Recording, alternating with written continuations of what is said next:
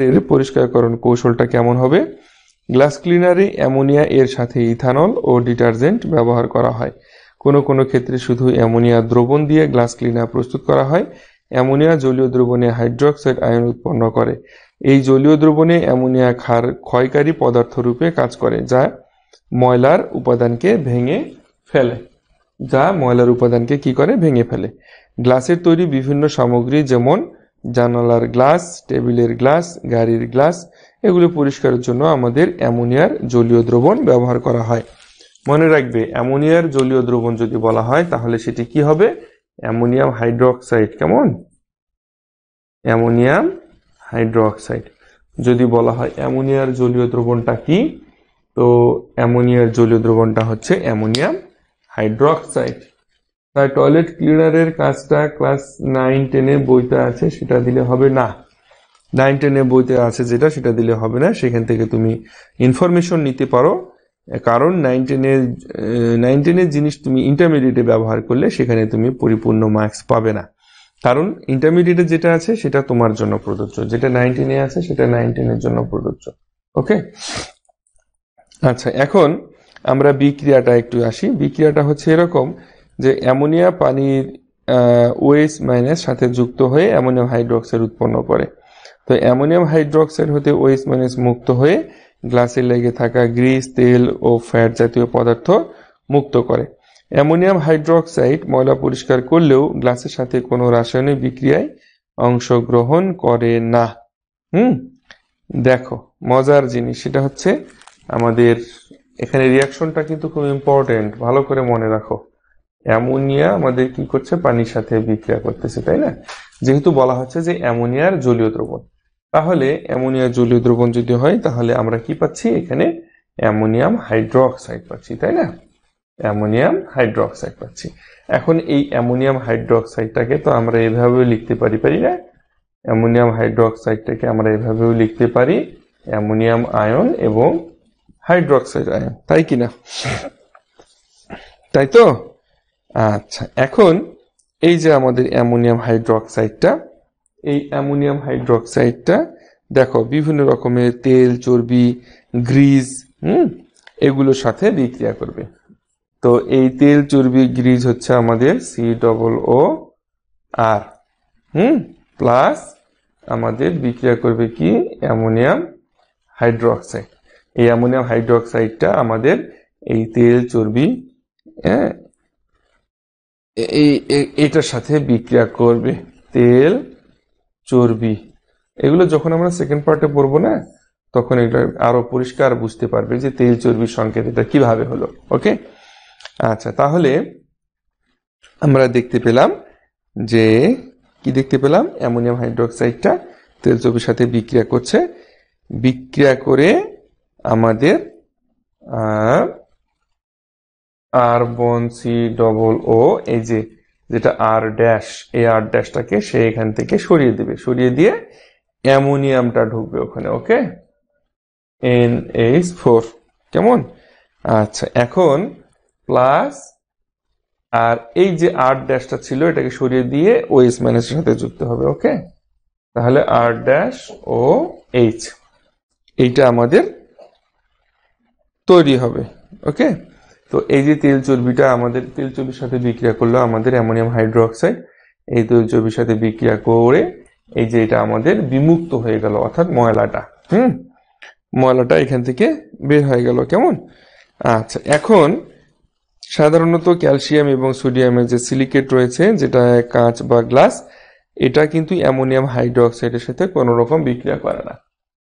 এই কাঁচ বা গ্লাসটা অ্যামোনিয়াম হাইড্রোক্সাইডের সাথে কোনো রকমের বিক্রিয়া করে না। যদি তাই বিক্রিয়া করতো তাহলে কাঁচ বা গ্লাসের ক্ষতি হয়ে যেত। কেমন? আচ্ছা, আমার মনে হয় আমি তোমাদেরকে বোঝাতে পেরেছি। আচ্ছা, এখন আমাদের আরেকটা কৌশল রয়েছে, সেটা হচ্ছে টয়লেট ক্লিনারের পরিষ্কারকরণের কৌশল। টয়লেট ক্লিনারের পরিষ্কারকরণের কৌশল আমি এটা মিশিয়ে দিই। তোমাদের যদি কোনো কিছু প্রশ্ন থাকে তোমরা কমেন্টে করতে থাকো, আমি সবগুলো প্রশ্ন আমার চোখে আছে, আমি দেখছি এবং সেগুলো নিয়ে আমি আলোচনা করব, অসুবিধা নেই। আচ্ছা, এরপরে টয়লেট ক্লিনারের পরিষ্কারকরণের কৌশল। টয়লেট ক্লিনারের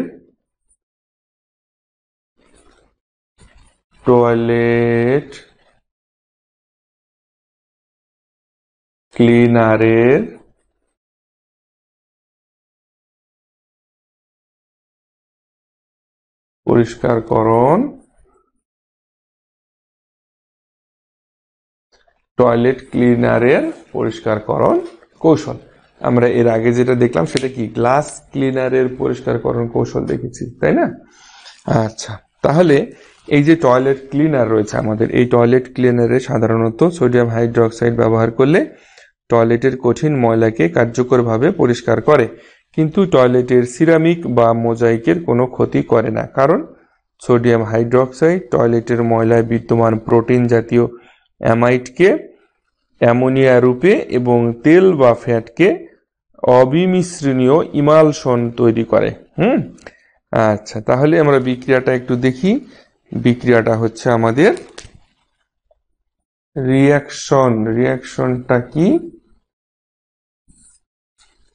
রিয়াকশনটা হচ্ছে আমাদের, দেখো, আর বন্ড CO বন্ড NH2, এটার সাথে আমাদের কি বিক্রিয়া করবে? Sodium hydroxide. এইটা অ্যাকচুয়ালি কি জিনিস? এইটা হচ্ছে আমাদের ওই যে টয়লেটে লেগে থাকা কঠিন দাগ বা প্রোটিন, যেটাকে বলা হচ্ছে, হ্যাঁ, প্রোটিন। তো এইটাকে কি করবে? এইটাকে আমাদের সোডিয়াম হাইড্রোক্সাইডের সাথে বিক্রিয়া করবে, বিক্রিয়া করে কি তৈরি করবে? আর বন্ড COONA। দেখো, আর বন্ড COO কোথেকে আসলো? এই যে NH2টাকে প্রতিস্থাপিত করবে, আর ONA এটা এসে এর সঙ্গে যুক্ত হবে, আর বন্ড COONA। আর এই যে NH2OH, হ্যাঁ, NH2OH যেটা রয়েছে, ওটা তো চলে আসছে, NH2 আর একটা H থাকে, এটা মিলিয়ে আমাদের হয়ে যাবে অ্যামোনিয়া। কেমন? NH3। আচ্ছা, এখন এটা গেল আমাদের প্রোটিন। আর যে আমাদের তেল বা ফ্যাট যেগুলো থাকে সেটা কি হবে?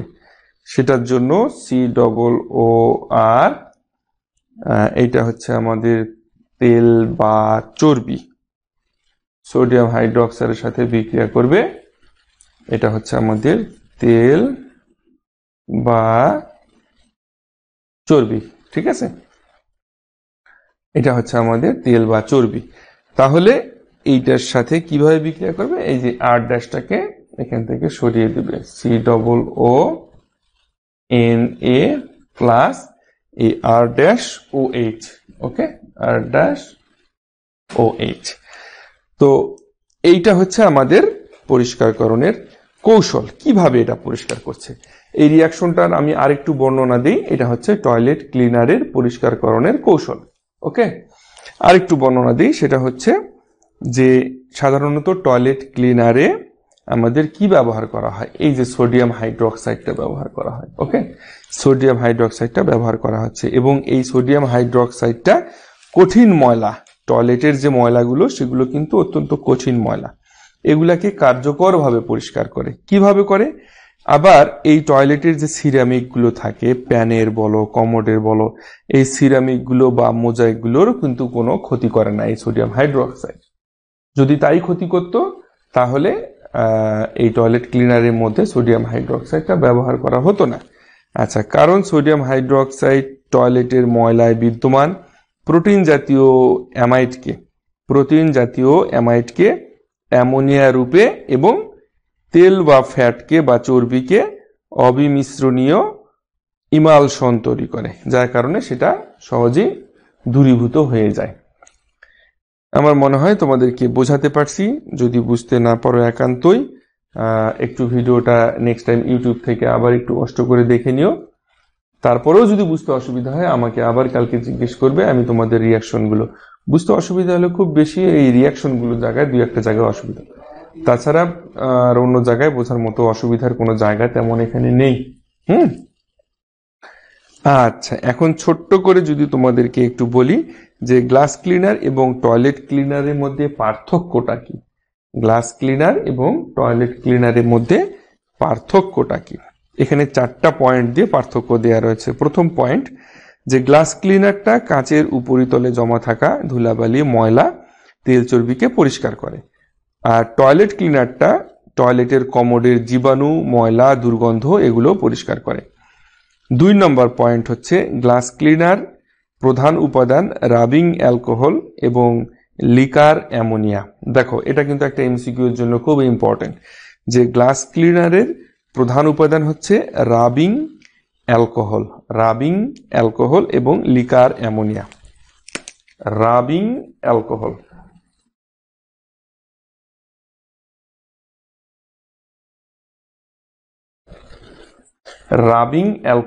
আর একটা হচ্ছে আমাদের লিকার অ্যামোনিয়া। হ্যাঁ, এই দুটি হচ্ছে আমাদের গ্লাস ক্লিনারের প্রধান উপাদান। আচ্ছা, এখন টয়লেট ক্লিনারের প্রধান উপাদান হচ্ছে আমাদের সোডিয়াম হাইড্রোক্সাইড। এই যে সোডিয়াম হাইড্রোক্সাইড, এটা টয়লেট ক্লিনারের প্রধান উপাদান, এবং এর সাথে কি লাগে? আমাদের বোরাক্স লাগে। এর সাথে আমাদের লাগে কি? বোরাক্স। এর সাথে লাগে আমাদের বোরাক্স। ওকে, আচ্ছা, এটা গেল 2 নম্বর পয়েন্ট। 3 নম্বর পয়েন্টে আসি, যে গ্লাস ক্লিনারে অ্যালকোহল থাকার কারণে গ্লাস ক্লিনারকে আগুন থেকে দূরে রাখতে হয়।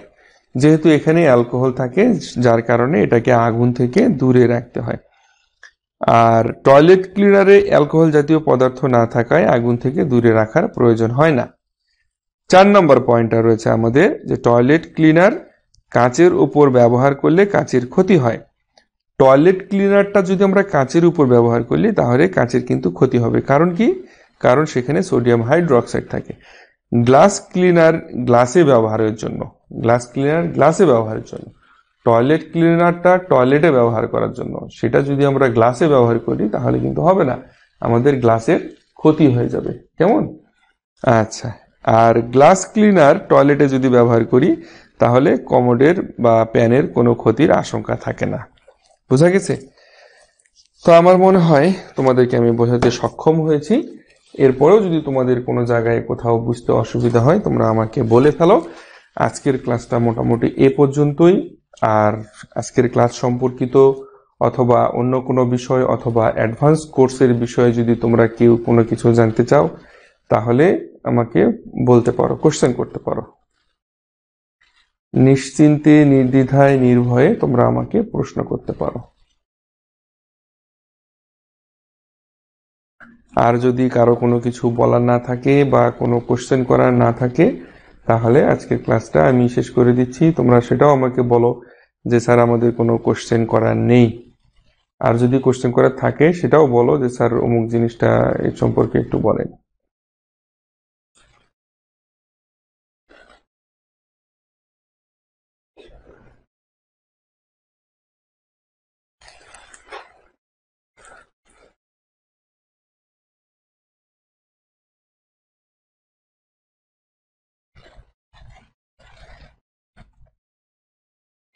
আচ্ছা, আকলিমা আক্তার মুন্নি স্যার, আমাদের হোমওয়ার্ক দিলে ভালো হতো, পড়াটা ভালোভাবে কভার করা যায় স্যার। আচ্ছা, হোমওয়ার্ক তো অবশ্যই থাকবে। আচ্ছা, হোমওয়ার্কের কথা যখন বললে হাসান আলী, প্রবলেম নাই কোনো। আচ্ছা, আর কারো কোনো?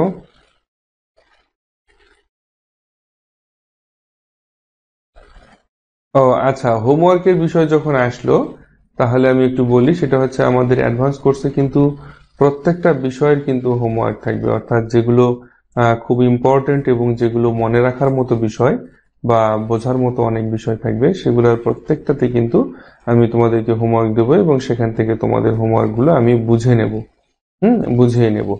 তো যাই হোক, আমি যে বেসিক ক্লাসগুলো নিচ্ছি এগুলোতেও তোমাদের মাঝে মাঝে আমি হোমওয়ার্ক দিই। তো হোমওয়ার্কের কথা যখন মুন্নি বলল তাহলে তোমাদের জন্য হোমওয়ার্ক থাকতেছে, সেটা হচ্ছে, আচ্ছা লিখে নাও, টয়লেট ক্লিনার এবং গ্লাস ক্লিনারের পরিষ্কারকরণ কৌশল, যেটা আমি তোমাদেরকে পড়ালাম। এই কৌশলটা তোমরা সুন্দর করে লিখে কোথায় হোমওয়ার্কটা জমা দিবা? গ্রুপে পোস্ট করবা। ফ্রি কেমিস্ট্রি লাইভ ক্লাস যে গ্রুপটা রয়েছে সেই গ্রুপে পোস্ট করবা। গ্লাস ক্লিনার এবং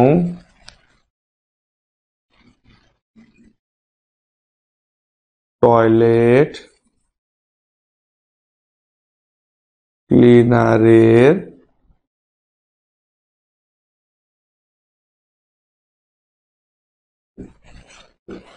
পরিষ্কারকরণ কৌশল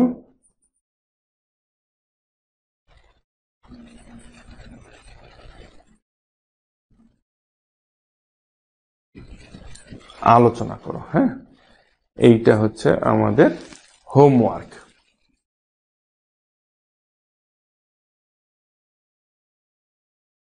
হোমওয়ার্ক, দিস ইজ হোমওয়ার্ক তোমাদের জন্য। আরিয়ান সবুজ, এই আরিয়ান সবুজ, সবুজ এত লেট কেন? তোমার অনেক লেট করে ফেলছো আজকে।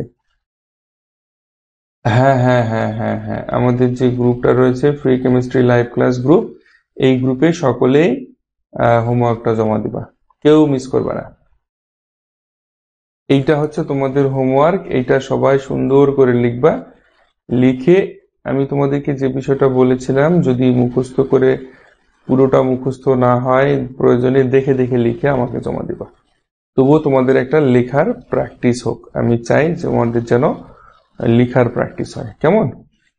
তো আশা করছি তোমাদের মনে হয় আর কারোরই কোনো প্রবলেম নেই।